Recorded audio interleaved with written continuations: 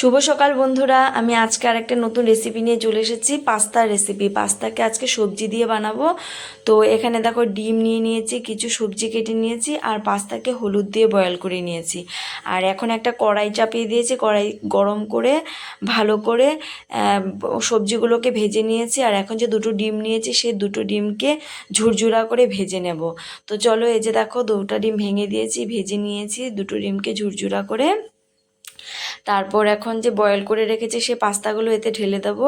ঢেলে দিলাম। এখন ম্যাগি মশলা দিয়ে ভালো করে পাস্তার সাথে মিলিয়ে পাস্তাটাকে ভেজে নেব। তো ঠান্ডার দিনে তো বন্ধুরা এরকম করে পাস্তা বানিয়ে বা ম্যাগি বানিয়ে খেতে খুবই ভালো লাগে।